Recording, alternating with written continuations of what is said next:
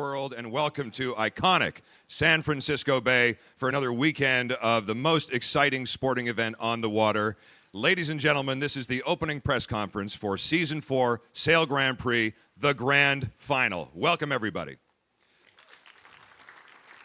My name is BJ Wilson. I am your host, and I am delighted to be with you again here this morning to oversee the proceedings.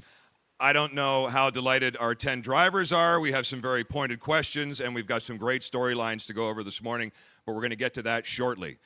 This weekend's event is the moment that racing fans around the world have been waiting for, because we are here in San Francisco. This is the big final, and this is the dramatic conclusion of the record 4th season for Sail Grand Prix, a 13-stop tour which started a little over a year ago in Chicago and raced full circle around the globe to get to here in breathtaking San Francisco today. This weekend, history will be made beside the magnificent Golden Gate Bridge under the watchful eye of the ominous island of Alcatraz. They call that the Rock, which wrestling fans, that's what they call Dwayne Johnson. And that's what us Canadians call the province of Newfoundland, just so you know. And here's how it's going to work. 5 fleet races will decide who races alongside New Zealand's Black Foils in Sunday's winner-take-all $2 million grand final race. 3 teams will race in that grand final race, but only one of them will raise the Sail Grand Prix Championship trophy, which is something that only one team has done since the beginning of this league. I can't think what team that is. Slinger? Where's Slinger? Can you give me a little hint? Somebody give me a hint who that might be? All right, well, without further ado, let's get our rock stars up here on stage and get to questioning them. It is time to introduce you to our drivers. And first up, season leaders and the only driver with a guaranteed spot in this weekend's grand final, Black Foils driver Peter Burling.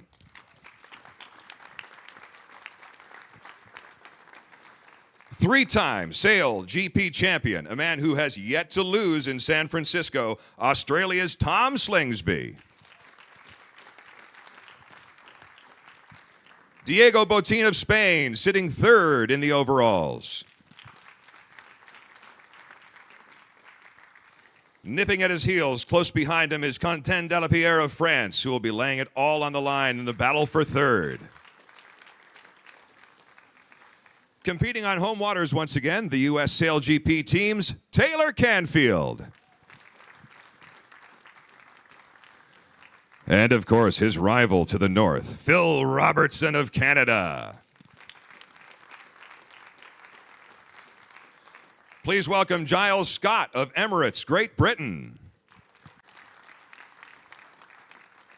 Rockwool Denmark SailGP team's Nikolai Sehested. Double Olympic bronze medalist from Germany, Eric Heil. And 2-time Olympic medalist, Nathan Outteridge of Switzerland. Fans, the Season 4 Grand Final is finally here, and the pressure is on these top teams to perform. It's insurmountable. Well, insurmountable except, of course, for you, Peter. The Black Foils enter this weekend the only team with a confirmed spot in Sunday's winner-takes-all final. And you'll also, barring disaster, pick up a cool $350,000 in additional prize money for winning the overall season on points. How does it feel to head into this weekend's event with a 15-point advantage over your old friend Tom?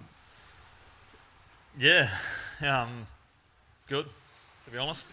No, but as a team, we've really wanted to really set the benchmark all season long. We obviously had a good wobble in the middle of the season, but just seeing the way we've come home in the second half's really pleasing. So, but in saying that, we'll be looking to put our best foot forward this weekend and really wanted to go into that final with momentum. It's been impressive, Peter. The Black Foils have racked up 5 event wins this season. That matches Australia's record from Season 2. This time last year, Australia had 11 points on New Zealand heading into the final, and now, of course, those tables are turned. It's been 3 seasons of an Aussie dynasty. Does the league now have a new benchmark team in the Black Foils? Yeah, well, I mean, we needed us to go wrap it out now. We're super excited to be here this weekend. All season long, San Fran's been the goal to get here, try and be the top performing team into San Fran and then put it all together in the final. And we're super excited by the weekend. Looks like the weather's going to be awesome. Good breeze, and looking forward to getting racing. You're being modest. What an amazing season it's been for the Black Foils. Would you say, Peter, that this makes you the new GOAT of SailGP? I don't know. We're just here to try and let the performance on the water do the talking, and I mean, it's going to be a hell of a battle there here come the last race for sure, and just super excited to be given that opportunity and to try and make sure we can put our best foot forward. And I'm not sure who will get to race yet. I'm sure there'll be plenty more to tell in the story as there has been all season long, but whoever gets into the final will deserve to be there, and I'm sure put on a hell of a challenge. Maybe it'll be the Aussies. Coming to you, Tom.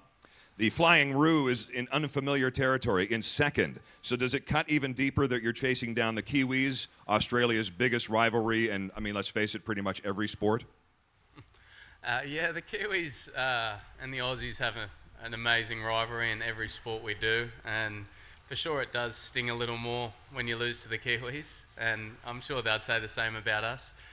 But the fact is, they've been the form team. You even take away our penalty points that we got that sort of I felt were pretty harsh, and they still beat us. They would have overtaken us. They've been the form team, and they really came home strong this second half of the season. They deserve the prize money for winning the season, and for winning the point score, and we've got to try to win the overall season one. 3 grand finals in San Francisco, and you were successful each and every time, Tom. But you've had a tumultuous season with only one event win, an event that Peter Burling missed, I might add. How does the team put a string of technical errors behind you to find your usual San Francisco good form? Yeah, obviously it's been a season of highs and lows for us. We sailed so well. The first half of this season we had 7 podiums in a row, and even though we weren't winning those events, we were sailing unbelievably well as a team. And then we've had a few road bumps along the way, and highs and lows, but we would have loved the preparation that the Kiwis have had here. They've the form team, they've got a lot of confidence coming off the last few events. I mean, I'm not going to lie, that's how we would have loved to have been coming into this event. That's how we've come into this event in previous seasons. But that's not the case, and the way we draw our confidence is in this venue. This is a venue that suits our sailing, strong winds, consistent, and I guess our record in the final races, we've done really well in that $1 million race in the past, so we've got to look for different ways to draw confidence, and that's where we're looking to draw that confidence from our history here. Peter, last year's grand final result was gut-wrenching for New Zealand, and no doubt your fans at home as well. Australia barely held off at the final race mark, winning the 3rd SailGP title by meters. And of course, I mean, it shows what we all know about this league, that only one race matters when a season is defined in seconds. How does that pressure play into your psyche and your approach this weekend? Oh, it's exciting to have another opportunity at it, to be honest, and we'd love to have another crack at the Australians in the final, but we have to wait and see over these first 5 races what exactly happens. But we definitely feel like we've learned a lot from being involved in that final last year, from the start right through to the finish. And now we're looking forward to another crack at it this weekend. Everybody is excited to see how this little rivalry develops this weekend. But perhaps the biggest story leading up to the final will be the battle for 3rd, with all eyes on Spain and France. Diego, it is undeniable. Los Gallos have stepped into their own this season. From 1 fleet race win and finishing last overall in season 3 to 11 fleet race wins, 2 event wins, and entering San Francisco in 3rd overall. So looking back on the season to date, what would you say has catapulted Spain into contention for this weekend? Yeah, I think at the beginning of the season we wanted to build a strong foundation on our team, and it all started by picking the right people in the right spots and being really consistent with that crew all over the season, no? And I think, it paid dividends at the end. Also, we were very lucky getting Tony at the beginning of the season, that could take our focus strictly into performance, and him taking care about all the commercial stuff. And everything has blended really well, and I think we want to keep growing, no? And we look into the future, and we want to keep growing and build like something very big. Let's say, Diego, that Spain makes the final. You are one of the few teams who has shown you can tactically outmaneuver Australia and New Zealand, which is no easy feat. You did it in Bermuda. Can Spain, no doubt the underdog in this situation, can Spain defeat those two teams in a grand final race? I think we can. Probably it's gonna be one of the toughest things we've ever done, and probably way more tough than it was in Bermuda because these teams are really thinking into that final and will be like thoroughly prepared for it. And the way we're gonna approach it is just focus on our performance and try to step up during the weekend because we will face conditions that we haven't sailed a lot at in this configuration. So yeah, we're gonna really focus on building that performance, and that I think will give us the biggest chance of getting into the final and to do a good final also, if we get there. Quentin, the French have fared well in San Francisco in the past. Like Australia, France excels in high wind and choppy conditions. Last year, however, you lost the battle for third, coming up short to Emirates GBR and Ben Ainslie. So how do you make sure that this weekend is different? Yeah, it's been tough last season in San Francisco, but we learned a lot as a team. We were quite a new configuration. It was my first season also. And it's not a bad memory, honestly. I learned a lot from this battle with Emirates Team GBR. And we just came back on Sunday with a race win. So I think for this year, the whole team remember what we did wrong. And we keep this in mind to do a great racing weekend. It's not all in our hands. Spain has to do a bad performance also. But I really like the mindset of the team now. I think we are quite peaceful. We just want to race the boat, take pleasure. And it's an unbelievable venue. I think the condition for this weekend is also, it's going to be a great show, so I just have to enjoy. Will you be trying those same match racing tactics as Ben Ainslie when you're battling it out with Diego in the fleet racing this weekend? It depends. I would say for the moment probably no, but if we have a good margin, it can be an option. With some teams looking to preserve their lead and to protect their assets, while others, of course, will be battling for a position for those with little to lose, we could see this weekend an entirely different style of racing. Phil, let me come to you. You're a driver who's known for trying to play spoiler. Is it safe to assume we can expect a similar performance from you this weekend? I think if you just look at the location, it's going to be really windy. Historically, this is probably the location with the most crashes. There's a high chance of capsizes. So, yeah, if I was a top 4 team, I'd be a little bit nervous about pushing the boat pretty hard out there because you never know what's going to happen. And we're just sliding around in 5th, standing by. Anybody in particular whose weekend you'd like to ruin? Nah, not at all. Look, we know what we need to do, and we just want to go out in San Fran and put on a good show and perform. I think this team's on the rise, and yeah, this is a location which is an extremely fun place to sail. So we're going to be enjoying it. Makes me want to watch. Nikolai, Rockwool, Denmark needed a podium last weekend in New York to enter the grand final with really any hope to salvage the season. Unfortunately, the team had one of its worst showings in recent events, finishing 8th in the event overall. Can you talk about what happened in New York?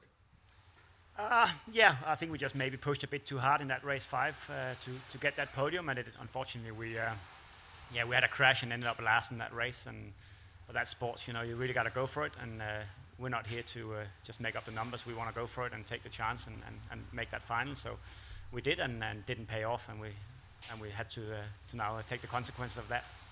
Is there something holding you back? What will it take for Denmark to finally get an event win and be a real contender for season 5? Well, for this event, we are sitting on equal points with Phil, so I think we'll let him do his thing, and then there might be a few options out there for some good races.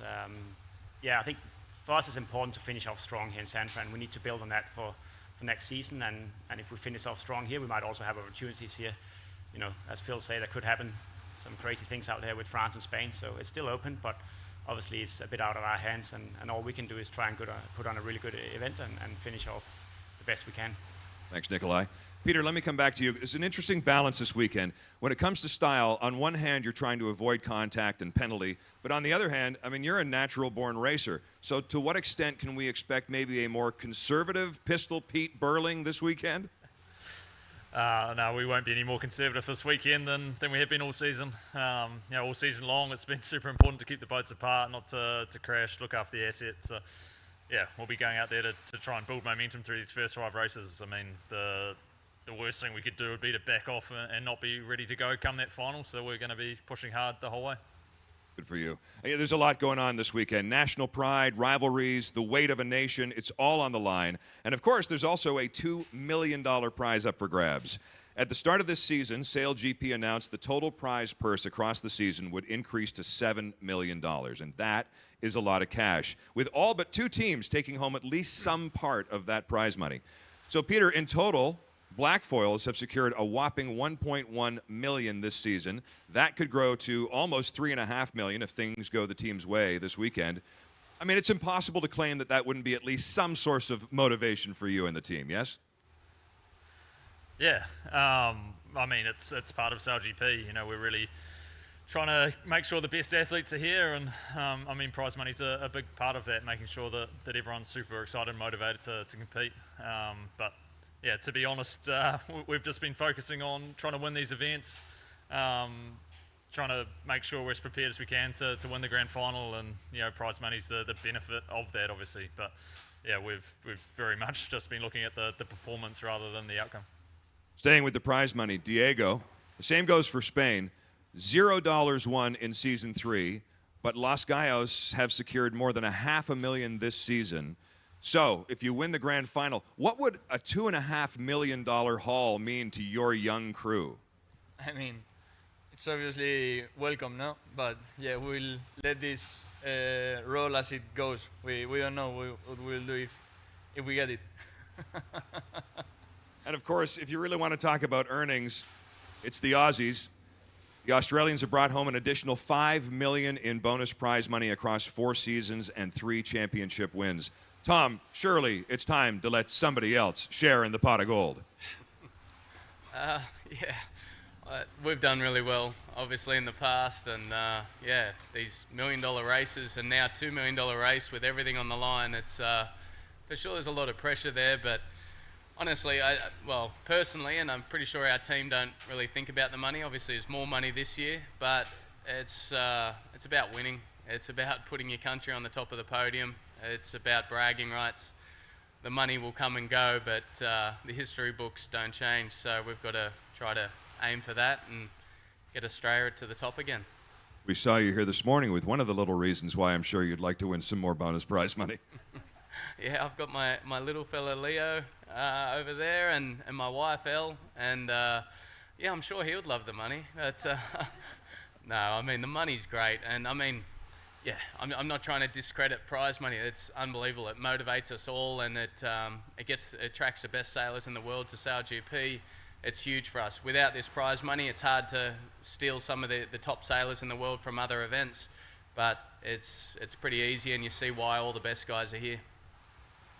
Besides this grand final event this weekend, racing fans were also excited this week because SailGP revealed its 2024 and 2025 season calendar. 14 stops and new destinations, including Brazil, Germany, Switzerland, and back to New Zealand in Auckland. Taylor, next season SailGP is going to return to New York, and last month's event was a real coming of age for the league. Despite the U.S. performance, how did it feel to make your home debut as a driver in such an iconic location? It's incredible. I think everyone can speak to it up here, and racing in your own country, excuse me, in front of your fans and your family and your friends. There's nothing better. And I think New York put on a good show. I think San Fran's probably going to put on a better show. And we're excited to have 3 more events next season. So we're, these home events are great for the team, great for morale, and we're pumped to, continue to improve and not let our people down. Right. So do you have a message for U.S. fans here in the grand final in another home event for you and the team? Oh, no message really, but just enjoy the racing. Again, the wind is on, and it looks like a great weekend of sailing ahead of us. So yeah, we're going to go out there and push hard as we always do, and I promise the results will come.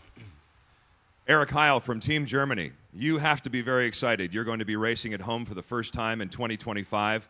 What has the response been from the German fans?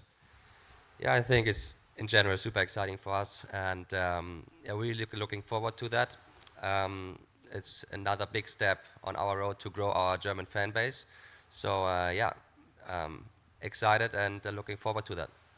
And Giles, how does it feel to have a racing event back in the UK in 2025? I think yeah, amazing. To be able to bring SailGP back to the UK is amazing for us Brits. Amazing sailing heritage, and yeah, I'm sure wherever we end up in the UK, it'll be spectacular with some amazing racing. So as we chat with the drivers who are excited to have events in their home countries, let me come to you, Phil Robertson, someone who will not be racing at home in the next season. As a Canadian, as all other Canadians, we were gutted. Your team has been quite vocally critical about the decision not to return to Halifax. What can you tell us about that here this morning? Yeah, look, it's very disappointing to not have a home event, and unfortunately, it's not in our control. And I think from what's come out of it is very evident that we have probably the most engaged fans and fan base in SailGP, which is very cool and special. And look, as a team, we're just working really hard to secure our spot here next season, and then we can focus on trying to get back for season 6. But look, it's voted the best event in SailGP last season, so it is a real shame to not be going back there. Voted fan favorite from what we understand, yes. Correct. Well, hopefully 2026, it'll be back in Canada again. Before we move on, Peter, let me ask you, the change from Christchurch wasn't going to happen there again, but now we understand Auckland. Tell us how you feel about that. Yeah, it's going to be amazing. Not sure about Phil's comments about the most engaged fan base in the world, but the supporters back home in New Zealand are absolutely unbelievable, and the amount that travelled down to Christchurch to have Auckland on the calendar, and to see the plans there, it's super exciting, and to have that announced prior to the season final is just a huge vote of confidence from the league and the New Zealand team. It is an exciting and expanded calendar for next season. Now, I'm also excited to announce exclusively, for the very first time ever, SailGP will host 2 preseason training camps before the start of the 2024 and 25 season. The first is in Bermuda in August, where the U.S., Germany, and Rockwool, Denmark will train for 3 weeks, and where the Mubadala Brazil SailGP team will get its first experience behind the wheel of an F50. And then a second training camp for all 11 teams in Dubai starting in October and leading into the season opener. Giles, talk to me about this. It's huge news for the league. Would you say that this is a welcome development? Yeah, it's certainly a welcome development for us and me as a relatively new driver. I think it's come up a lot at these press conferences at events in the past that all of us new guys are battling time, and being able to put training camps in before seasons begin really will go a long way to level that playing field. So yeah, I think it's a massive step and will only make the racing better for seasons to come, I think. Eric Heil from Germany, as one of the newer teams, how critical will that extra training time be for you? Yeah, I mean, it's appreciated. We need a couple of days to get going a little more, and really looking forward to that. Hopefully we will have more training options the next couple of seasons, not even only within the next couple of months. So looking forward to get more days on the boat and to get going quicker. Taylor Canfield, Team USA, will you talk to me, please, about the fact that, of course, the team needs to make some gains, and so what is your approach to the preseason training in Bermuda? Yeah, we're so excited. To be able to string a block of dates together like that is an absolute game changer. We show up to these new venues, and the boats get put together the day before we go out sailing, and we're lucky to get a day before we go out and race. So, it is one thing going out and training in these boats and pushing harder on the racetrack with no pressure of the racing. yeah, we're just looking forward to getting out there and just refining techniques. Even the last 2 days here in the big breeze, we really haven't had breeze like this yet for our portion of the season. So we made huge gains the last 2 days, and had the boat going over 50 knots yesterday, which is really cool. So we're excited about that. But it looks like we have another hurdle this week with 18-meter wings. So we'll see how that goes. Talk to me about the possibility of other American sailors that you might be trying out, or are we going to see the same crew lineup in the same positions next season? Yeah, I think at the moment we're sticking with the plan. You spoke earlier about the Spanish and Diego, and they're adamant of putting the right people in the right places and sticking with that group, and that's obviously a proven model, and you see Denmark do that as well from very early stages in the league. So it's going to take time. We know that, and it's coming quite quickly. But at the same time, everyone else up here is still getting better. So we need to just keep pushing, and we got a great group of people, and just looking at the data from one day to the next, I mean, the gains are noticeable and apparent. So we're sticking with it, and we're excited for the extra training to come. Thank you, Taylor. And as we look ahead to the next season, we have to acknowledge that one of the teams on the stage here this morning won't be there, at least until SailGP can finish Boat 12, which is currently under construction. Racing on the Edge outlines fast-paced commercial discussions for Canada, France, and Spain, but the episode also ends with a bombshell from CEO Russell Coutts that should all three of those teams raise the required commercial funding by November, it could be the Black Foils who miss the starting line next season. I mean, Peter, you're first on the leaderboard, 5 event wins this season, and the only team with a guaranteed spot in this weekend's grand final. That's a pretty shocking development. Talk to me about what you heard in Racing on the Edge. Yeah, I mean, it's just a typical curveball of SailGP. But, no one's really talking about the commercial program of the Black Foils. We've got an incredible group of partners which are growing very rapidly, and really excited about the prospects going into next season. So we're very confident we're going to be there on the start line. Final question for you, Pete. In 2018, the league modified some of the AC-50s that raced in Bermuda to become today's F-50 fleet. If the issue is not enough boats, could parts of your America's Cup boat from 2017 be used to speed up construction of Boat 12 if it meant saving New Zealand's position for next season? Oh, no one's talked to me about it yet. I mean, if that's what someone wants, more than happy to chat. Take it off the wall. Phil Robertson, you also say that Canada has a real fish on the hook, but of course there's plenty of talk among others as well. Do you really think your competitors are bluffing, in particular your former Spanish teammates and their all-star lineup? Yeah, look, talk is pretty cheap, so anyone can say what they like, and we're working pretty hard to make sure we're here in Season 5, and I'm pretty confident with where we're at, and we're in a good position right now, but deals are never done until they're done. Quentin Delapierre, out of the 4 teams in question, we've heard the least about France's plans. Are you nervous for next season, or is there something you can tell us today? It's just gossip. I mean, we're just working so hard with Bruno and all the commercial team. As I said, in New York, we still have Accor, and we are discussing a lot about the next season and what would be the next partnership with them. It's a global company. They can do huge things for us, but also for SailGP. And I'm really confident about what we can put together for next season. And for the moment, I'm just fully focused on what's going on this weekend, about the racing and the opportunity to be in the grand final. And let's talk about partnership after San Francisco. All right. And what about now Diego? Would you say that Tony really is going to make something happen for the team? I mean, I think our team is in a good position. The vision long term of the team is very big, as I said, and I think it's probably not about the money for us. It's about how to make it happen, and how to really grow this project in the future. And there are plenty of negotiations going on there. Tony is on them, and we'll see what's the outcome. You're going to focus on the racing. Exactly. Yeah, good man. Nathan Outteridge, for different reasons, this weekend will also likely be your last SailGP event for some time. Can we expect to see you back in maybe a coaching role in November, or are you still looking for a spot on a team?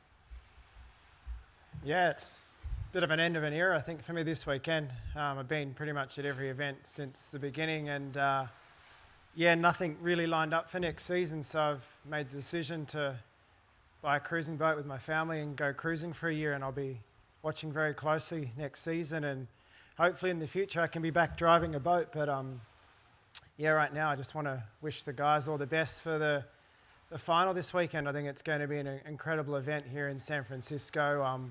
You know, Pete's been really showing the way this season with some incredible performances, and you know, you'll never underestimate an Aussie in Tom. He'll be fighting tooth and nail, and you know, we got 5 races this weekend that there's going to be a lot of action for that final spot. So I'm looking forward to partaking in the final event of the season with the Swiss team.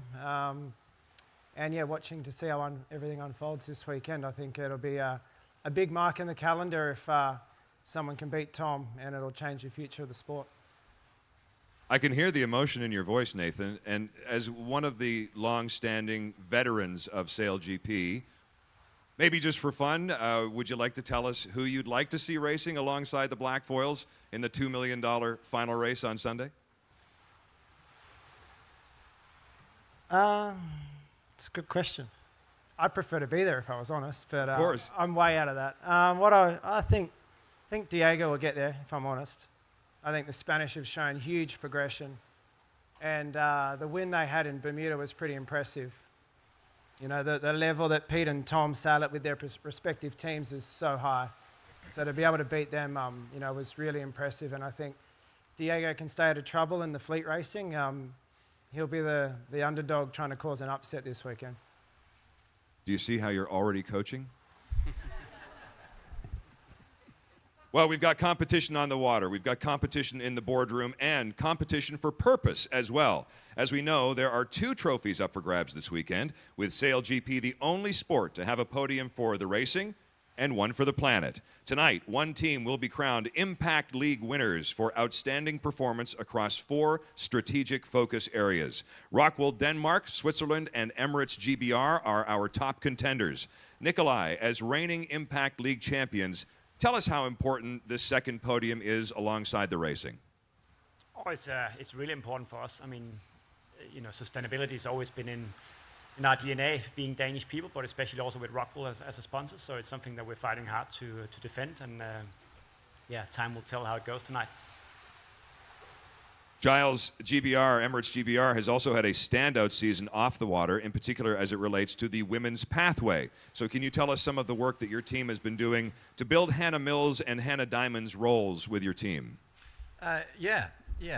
Throughout the season, as a team, we've really been trying to commit to giving both Hannah's time on the yacht, with Hannah Mills in the driving role, and Hannah Diamond getting time on the wing trimmer position. I think it's certainly been pretty challenging in the latter part of the season, with myself coming in as a new driver as well. But certainly as a team, we're very committed to this, and I think looking forward, we're certainly hopeful that other teams agree to lock in time for the sailors like Hannah Mills and Hannah Diamond as well. So yeah, I think all of us at SailGP can push this along a lot more than what it has been this season, and hopefully in the future it can grow. And have you considered bringing any women on board who are not named Hannah? No, for us at the moment it's only Hannah's, I'm afraid. Well, it's incredible work by everybody involved. Congratulations and best of luck. We'll see you at tonight's Impact Awards, where the winners will lift that coveted trophy. Now, with that, we're going to open the floor to questions from the fans at home and our media guests in the room. If you have a question for one of our athletes, please kindly raise your hand. We'll pass you the microphone. And please also be sure to introduce yourself and the publication that you're representing. And while you're thinking of those questions here in the room, a fan question that came in from Liz Sutton from New Zealand. Question for you, Pete. We've seen the viral clip of what happened with Marcus, your grinder. Actually, I think, do we have that? Yeah, we do. We have that now. Let's have a quick look at that. And while that's playing, what Liz would like to know is, as Marcus went overboard there, can you talk to us about what happened? Well, I mean, it's a tough spot back there, actually. Liv, our strategist, normally doesn't do that, which is good. But yeah, we actually, this is in the build-up to New York, where we got told by the race committee we were going to go to our 5-up configuration. So we swapped Marcus onto the back of the boat, and then the first tack, he obviously got a little bit caught out by the G-forces and ended up off the side. So yeah, I mean, obviously there's such a big emphasis on safety in SailGP now, so he ended up hanging off his tether and jumped back on pretty quickly. But it's been amazing to see. This clip's got 70 million views or something now, so it's been an incredible bit of viral content that we were all laughing about at the time. Danila Tunsov asks Tom, are you still in your prime, or has this season's performance just been down to bad luck? It changes pretty quick in this league, doesn't it? You have a couple of bad events and you're out of it. But no, our team is, I've got full confidence in our team. I think I'm still doing an okay job. I'd like to think so. We're in second place, and the Kiwis have done an amazing job. You're not always going to win, it's sport. But yeah, I'd like to think I've still got it. I'd like to think I've still got a few good years left, and and I know our team's still got it, and yeah, we've just got to show it and prove her wrong. A follow-up question from Danila for Eric. Your first season is done now. What are your goals for season 2? Stepping up. I mean, in the first place, develop. I think development is still our main goal, and to get more days on the boat would be another goal, or to get more simulator days, and to have just more time together as a team, aligning on the boat. That's probably what we are looking for. Question came in from a Graham Sweeney for Taylor, and his question basically boils down to, can you tell us in your words when we're going to see some results from the U.S. team? I look back to, Abu Dhabi. I think we already got on the podium once, so pretty pleased with that. But again, we're progressing, so it's we're sailing the hardest boats in the world, and I don't know. You could probably ask anyone up here their first 15 days in the boat, how it went for them, and probably not far off how it's going for us. We have the fewest days, and we've made some crew changes along the way, and had a few restarts. But again, I'm confident in this group, and there's some great progression happening. Again, you're not really seeing it in the results at times, but looking back at all the data and the numbers, and comparing ourselves to the other boats from yesterday, even it's a very small number to just improve on. So, we got to go out there and keep pushing hard, and this is a great venue to do that. I know you've got a very confident ownership group, and we're looking for big things to come from Team USA in the future. I know that's true as well. Do we have questions here in the room? If so, please raise your hand. We'll bring you a microphone, and please identify where you're from and your publication. G'day, Phil. Jasper from Australian Associated Press here. You guys are still a mathematical chance of making this winner-take-all final. You talked before about the chance for crashes and penalties, I guess, that would potentially come with that. Do you still have belief that you can maybe sneak into that final 3? Yeah, I do. And it is out of our control, but this is a place where there's not a lot you can control out there. So, I wouldn't be surprised to see boats come together this weekend, and maybe it's some of the top 4 teams, so stand by for action. And Nathan, just had a question for you. Could you just talk us through, I guess, you alluded to it before, the emotion that went into the decision of taking next year off, and I guess with a couple of new teams coming in, did that factor into your thinking that maybe there might have been a spot opening up? Yeah, I think everyone up here would agree with me in saying, like, the boats that we race here and what Russell Coutts has put together is an amazing sailing event. And so when you stare down the barrel of not having a drive for next season, it's tough. I was here from the beginning. I was running the Japanese team. I've done 2 finals against Tom. And the last 2 years have been really difficult for me. I've been helping the Swiss program, and I really appreciate their offer to keep me involved in SailGP when there was no other options available for me. And, as you get a little bit older and you have a family and you've got young kids, you start to think about what you really want to do and what you value. And, yeah, it was a difficult decision to decide to go and do something different for a year. So it's it'll be tough, but I think it'll be fun as well. You know, we're buying a boat in Europe, and at the end of this year, we're going to take a journey from Europe to New Zealand on a cruising cat. I got 2 kids that are 3 and 5, and they've got so much wonder in this world. They want to see the world, and they want to go sailing with their dad. So I'm going to go and do that for a while, and hopefully an opportunity presents itself again to come back and race against these guys, and I can build a team and try and make a final once again. I'd love to do that, but yeah, for season 5 that doesn't look like an option. So rather than sitting in a coaching booth trying to help others or trying to find another ride, I took it in my own hands and doing my own sailing and an adventure with my family, and I'm sure I'll learn a thing or two from my kids and come back and do it again. Big hug from all the fans, Nathan. We have a question over here, just in the back row. Hey guys, Bonnie Jansen here from NZME. Peter, how important is finding the right balance of building momentum in those fleet races versus taking it easy ahead of that final? I mean, it's incredibly important. Yeah, everyone talks about momentum and that confidence it brings, but generally momentum actually means you're sailing the boat really well at the time. So, you know, we all know that this whole thing's getting decided by a 15-minute shootout. So you've got to be ready to put your best foot forward, you know, come that grand final, and that's exactly what we could be trying to do. And just one more on the Aussies. Do you see them as your biggest threat and kind of taking that win away from you? No, I think it's something that with SailGP, you know, the level's just getting higher and higher, and you know, every event you see the margins getting smaller.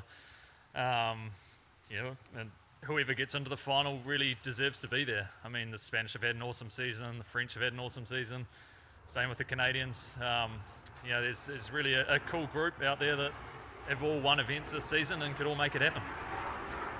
It's quite loud. Any other questions from the floor? Yes, one up in the front row.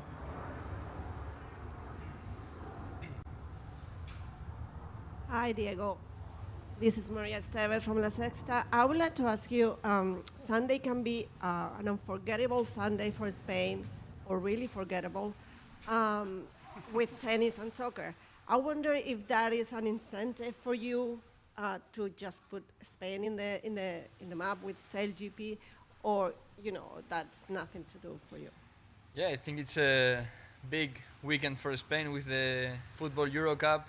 With I think Alcaraz just went into the final in Wimbledon, and us having a chance also in making it into the final, no? And yeah, I think Spain is in a great place sporting-wise, and I think it's something we can be proud of. And I think, yeah, good or bad outcome in this weekend, this is not going to change, no? It's a very good timing spot for Spain.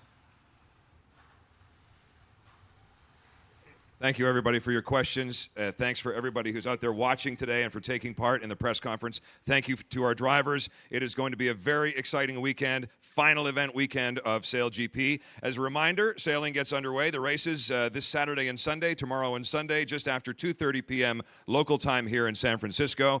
A handful of tickets are still available at sailgp.com/San Francisco. Act fast to avoid missing out. And if you can't make it to the event, you can head to sailgp.com/watch to find out where you can watch this weekend's action, including on CBS right here in the U.S. and YouTube where available. For the last time this season, thank you very much. Everybody, race fast, race safe, cut water, and have a great time here in San Francisco. Thanks, everybody, and get ready for a great final race weekend.